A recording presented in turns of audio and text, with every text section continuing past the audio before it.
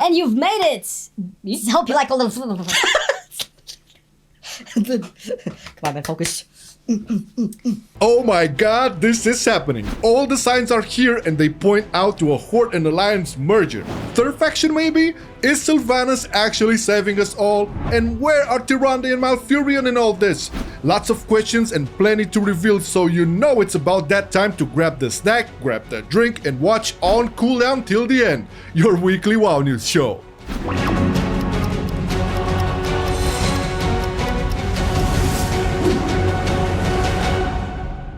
What up? Welcome to On Cooldown, your favorite weekly WoW News show, together with Flame and Marcelian. This is episode 69. You hear that? 69, baby. And we have a great show for you today because we're speculating again. But I do believe 8.2.5 has a lot of stuff to be revealed, potentially be revealed. And I know someone who loves something that is being speculated on something else about is we're gonna have a third faction. Do you want it? No. Why? I don't want a third faction, man. I love Horde and Alliance. That's it. That's why I play WoW. Yeah, but why? But breaking the cycle and all of that? Now fuck that shit, man. Okay. Hey, man, but I know something Flame really loves, and that is Tyrande. Oh, you know what? I love my barefoot. Yeah, carry Elves. on. Carry on. So you know that Tyrande has been getting her revenge in Darkshore, but that's about it. And we were told that that's all her revenge is, you know, going to be, but I'm not really sure about that. I don't think you guys are happy with that either. We want more of Tyrande, but what is she doing? Where is Tyrande? Is something gonna happen with her? It's interesting because what, like, they built her up with that cinematic and the whole plot with the Darkshore thingy. Yeah, Night Warrior stuff. The Night Warrior stuff, yeah, in 8.1.5, I believe it was. And they made her to be like badass, vengeful, and I'm pretty sure by now she has a big ass Night Warrior army and stuff. Oh. What the fuck is she plotting? You know, that's for you to find out within the video, because, you know, we get some shit done. And there's also real talk, solid talk about a faction merger. And I know Flame doesn't really like that, but there are hints into that also, and a couple of other stuff as well. So once again, man, it's that time to sit back and watch until the end. And also, if you love the show and love the channel, I know you already subscribed, that's fine and we love you for it. But also click that goddamn bell thing, man. I don't know, YouTube just wants that for some reason, and you know, just do it, man, and get notified. It's fine. Let's go. Yeah. By now, you probably played and finished the war campaign. And if you haven't, spoilers warning.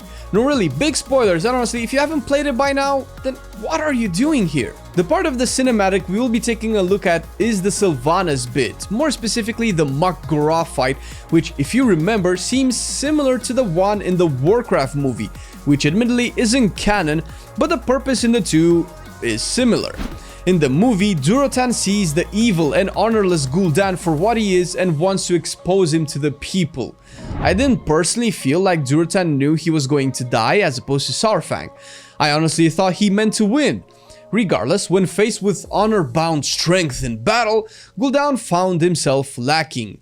Because if you build your life upon power gained from honorless deeds, then when faced with an honorable combat, you'll probably fail a bit short. This is mostly true for Gul'dan, for when he saw himself losing the battle, or at least feeling the pressure of his plan failing because of the duel's delay, he started using Fel magic, sucking the life out of Durotan and seemingly gaining his strength for himself, killing the chieftain. With that in mind, the duel between Saurfang and Sylvanas was essentially settled in their first blow. Saurfang struck hard, with his body weight behind the blow, the strength of 4 wars fought in his life, and Sylvanas paired it easily. With one hand, one dagger or sword, she paired a big swing of Thrall's axe. Not only that, the ease with which she deflected the blow and proceeded to slash Saurfang repeatedly clearly shows that in a martial fight, specifically hand-to-hand combat, Sylvanas was superior, which is inconsistent with her character from our point of view. Between the two, Saurfang should have more experience in melee fights, way more than Sylvanas, who all her life and on death was a ranger, a particularly skilled one, possibly the best there ever was. Yet she easily won the melee exchange. There is no way she could match Saurfang's physical strength, ever. Unless there's more to her power than physical strength, which, come on, we knew it's true. She clearly has shadow magic embedded in her essence. The way she can turn to shadow and fly has been shown both in the original BFA cinematic and during the Lord Ron throne room, where she ended up fleeing the trap she set for the Alliance leaders. The nature of her power is still being speculated, and I know a lot of people have made videos about this for a while now. I have purposely avoided watching any analysis of the cinematic because I wanted to form my own opinion about it. To start off, we need to make clear a distinction between shadow and death. If we take a look at the Chronicles, the forces of the universe are split into major categories. The Void, that hosts the Void Lords, manifests the universe with shadow magic. Whispers, dementia, hysteria all tie in the shadow magic, and the old gods are manifestations of all of this. Basically, extensions of the Void Lords into the physical world, at least at a first glance. Death, however, is a separate force entirely. Death manifests through the magic called necromancy, which would explain why Forsaken could exist with consciousness, power, will, and anything besides being a mind-controlled puppet of a higher power, such as the Lich King. The simple reason that the Forsaken exist and act as independent creatures with no life to animate them means they are animated by necromancy. Why is this important? Well, it's no surprise that Sylvanas does not like the old gods and the Void by extension, and they do not like her. She doesn't clearly stand opposed to the Void, but she opposes the old gods at the very least. And if you're not convinced, let's go back at the Three Sisters comic book released before BFA, where Sylvanas meets Verisa and Alleria, specifically her oldest, Void-embracing sister. In the comic, there is a specific scene where Alleria receives multiple whispers telling her how dangerous Sylvanas is, that she intends to end all life. This could mean that N'Zoth and the Void are afraid of her plans or afraid of her as an entity and what she represents. If they are afraid of her plans, that means Sylvanas has some powerful weapons and tools to enforce those plans that could frighten the old gods. If they are afraid of her as an entity, however, that means that by her nature, Sylvanas represents a natural enemy to the Void, hence the Shadow. If that is true, that means Sylvanas opposes them, but maybe not their power. If you look at her last jab at Saurfang, she blasts him with what looks like powerful magic, instantly killing the orc. For all appearances, the magic is Shadow, no doubt about it. And if we look at the Shadow Priest, the so-called Master of Shadow Magic, you have Shadow and you have Void, separate from each other, but never too far apart. Shadow magic leads to Void magic, and Sylvanas clearly uses Shadow if nothing else. From that alone, we could assume Sylvanas has connections to N'Zoth, currently the only old god remaining. Or does she? What other explanation would be for her power? Well, it's hard to imagine her ever siding with the Void because of her second death. And I'm referring to the point when she threw herself off of the Ice Crown Citadel, died, and ended up in the Shadowlands, or the Hell version of Warcraft that we all speculated to be Shadowlands. Wherever she ended up, the anguish, torment, horror she suffered sounded to be very old gaudy and voidy to me, and probably to you as well. She was so terrified of it that when she was resurrected, she turned from a nihilistic avenger that got her revenge into a cold, determined combatant against her anguish represented by the Void. This is important because this leads me to believe she would never side herself with the Void, but Shadow is not entirely Void, just as how necromancy is not entirely in the realms of death. You can see traces of necromantic magic in the Fel realm of magic. Fel users can drain the life force out of their victims, as seen done by Gul'dan. Fel is fire and death in a sense. Since they go hand in hand, one force feeds the other. Void is not death. Void is madness, Void is suffering, Void is anguish, torment, while death is nothing, which is very ambiguous as a concept that only makes sense in Warcraft. If you really think about it outside of Warcraft, Void is the absence of everything. Absence of life, absence of death, absence of good and evil. Void is nothing while death is still a state of matter. Is Sylvanas death? Is she Void? She intends for the war to kill as many people as possible to feed a potential undead army that she could command seemingly against the Void, against the eternal torment. And if this wasn't clear enough, whoever sided with Sylvanas during the war campaign gets a specific epilogue where she states all of this. More so, she states that her plan is not to side with N'Zoth. She wants N'Zoth to serve death, and if we haven't gotten enough clues, she wants to be death. Does that mean the Lich Queen? I doubt it. Bolvar is the Lich King. The Lich King implies using the Helm of Dominance to control the undead everywhere while being undead yourself.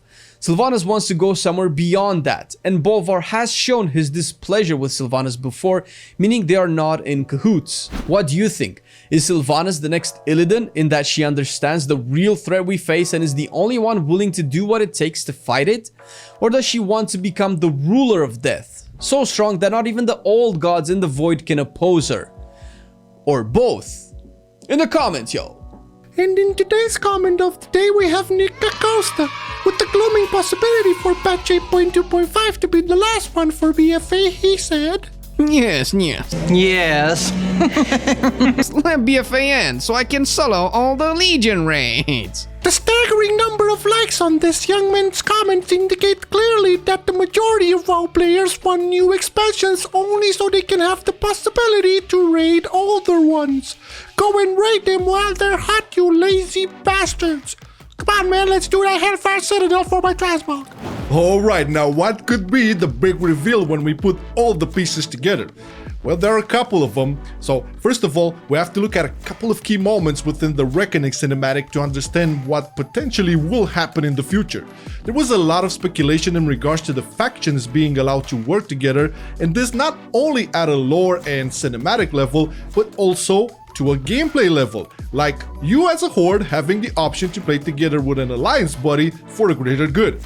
It's controversial to the max, I know, but since the whole franchise has been heavily constructed on this faction war, but come on, I strongly believe it may work if they introduce a proper setting, motif, mechanic, and context for that to happen. The first symbol for this being a possibility is that moment where Anduin gives Charlemagne to Saurfang. Remember, this sword has become an icon for the Alliance, and seeing it being wielded by a big-ass orc gave me mixed emotions as a former Alliance player. That plus the fact that Saurfang had the strength and, I don't know, the secret mojo to be able to split it and use it as two swords, exactly how Varian did. That says a lot. Second thing is to really take in what happened after Saurfang died. The King of Stormwind was one of those to help carry him into the center of Orgrimmar and speak at his funeral. Putting aside their friendship and, this symbolic value is huge, man. In Negotiations, the 3-minute in-game cinematic, the one leading up to the questline in Razor Hill, you have Saurfang addressing both Horde and Alliance leaders and troops with "Soldiers, on your feet!" Shortly after this, then when Zakan asks, "So, what are we doing?" Saurfang's reply is, "Breaking the cycle." This answer is heavy based on the fact that Saurfang speaks of the so-called path of glory on which the Horde was created, admitting that his faction, his history was created on blood and terror, and even that is awesome to have them break. But I also believe it symbolizes a breaking of the cycle from which this whole Alliance versus Horde conflict has always had a mandatory presence in every situation. Then we have the famous talk between Jaina and Thrall, where it's recognized that the Alliance and the Horde always came together only to go at each other's throats again and again. But when Thrall asks Jaina what is different this time, she replies with a gentle touch on his big green hand. Now y'all didn't forget about that moment, huh? Did ya?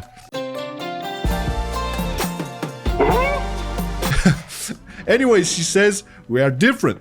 Now, all that we covered here, plus the peculiar faction symbols they introduced in 8.2.5 on the character select screen, really pushes me to believe that a big reveal will be not the factions dropping forever their conflicts, not necessarily a third faction for us to go to war with, but rather a freedom for both Horde and Alliance players to be able to work together for purposes which do not involve any faction related issue. This could work if, moving forward, we will not have a King of Stormwind, King of the Alliance and a War Chief of the Horde, but rather a commission of some sorts composed of members from both factions, and a scenario like this could very well give birth to a plethora of new stories, conflicts, fights for power, and so on. This can raise a whole bunch of concerns, I know, as well, but I do think there is room for the faction thing to happen, and I can get really excited to see at next year's Arena Championships comps made out of Orc Warrior, Human Priest, and Blood Elf Mage. Don't know, man, it seems cool. But what do you think? Can this be the big feature of 9.0? Would you agree with such a thing? Write it down in the comments below, and I promise you we will read it and answer back. Where are Tyrande and Malfurion in all of this? In a Polygon interview, Blizzard confirmed that there is some conflict within the ranks of the Alliance, and the first person that comes to mind would be Tyrande. I hardly believe she is done with her vengeance, not by a long shot, and I hardly believe she would accept a peace between the Horde and the Alliance. And if you really think about it, we speculated that Sylvanas could be Garrosh 2.0, but nobody said anything about Tyrande being Jaina 2.0. How similar are Theramore and Teldrassil, in the sense of them being massive blows to innocents as casualties of war? There are a lot of differences between them, sure, but as far as Tyrande is concerned, her people were massacred and her home destroyed. Similar to Jaina and Theramore, she wants revenge and allegedly got it by reclaiming Darkshore? A Blizzard dev mentioned this, and I think it's absolutely ridiculous for them to expect us to believe that the vengeful Tyrande is content with a fulfilled revenge by simply taking back Darkshore, only part of what she lost. She might very well oppose the peace the Alliance and the Horde are seemingly building. And there is another. Talanji. The Zandalari trolls are probably one of the strongest factions in the game and the Horde's largest asset, especially in the foreseeable future in the fight against the watery threat that seems to whisper thoughts and madness into a lot of the sailors' minds. How would Talanji feel about the newly joined Horde siding with the Alliance, her father's killers and the ones who sieged the Zarlor, killing tons of Zandalari and most of the fleet, if not the whole thing? Not good, I would imagine. There are speculations about the Horde and Alliance dissolving, or a third faction emerging, or both. WoW is at a crossroads right now, with a lot of people potentially going into a lot of different ways. And the ball is in Blizzard's court as to how they will play this faction bonanza that's going on. Boy, is that war campaign something or not, and I don't know if we've had this much aftermath after an end of a story or a chapter as it is now, like all the little dialogues that all the NPCs have. I know, man, and it's a minor patch. It's Yeah, 2.5. it's a minor patch, and like all those speculations that Tyrande and Malfurion are building an army to search for Sylvanas and Nathanos, it's crazy. I'm pretty sure it'll happen. Maybe they'll deliver at an 8.3. Maybe that's going to be 8.3. And not Shadowlands? Not We're gonna Expression? fight Tyrande, it's confirmed. What? No Nyalotha? Come on, man. I don't know, I was hoping, to be honest, I was hoping Nyalotha is gonna be a whole blown expansion on its own, man. Well, what are we doing with the Shadowlands then? What the fuck is I happening? don't know what's gonna happen in 8.3, man. We're definitely not gonna have a raid on Stormwind since Sylvanas is not. Why are there, you but- speaking so fast, man? Who's running, man? Well, anyways, man, it's been an awesome show to like debate and speculate, and it was.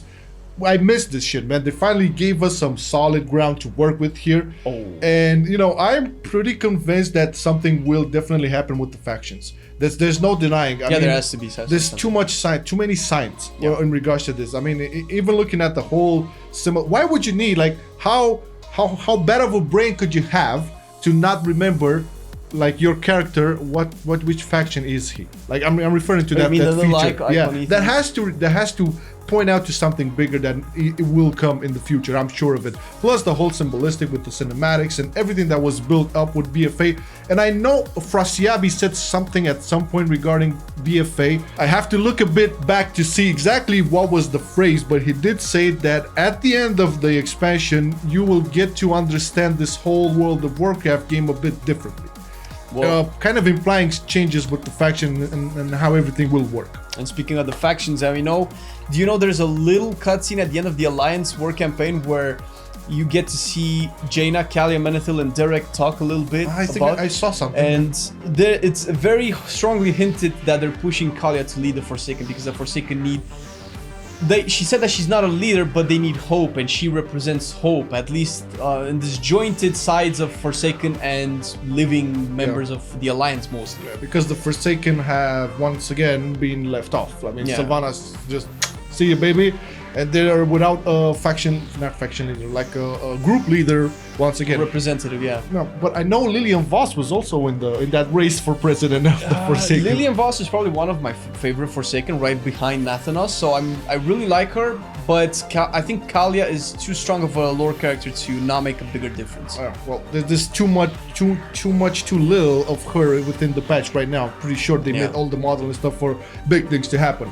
But you know what else is gonna be a big thing to happen? Tell me. Our future Twitch. Oh, Oh! We have a Twitch right now, don't we? Like, if you enjoyed the YouTube content and you want to see Flame Marino here live on some action, Mythic Plus rating and all of that, sometimes me popping in as well, you know, we're doing something. Yeah. Go on twitch.tv/MarcelianOnline and hey, give us a follow. It's all World of Warcraft over there, man. Oh, and you know we love our Patreon boys and girls, Hell and we yeah. thank you very much for all the support that you're giving us, because this is all a lot of hard work, but we do it for you and because you love it and you make it a little bit easier.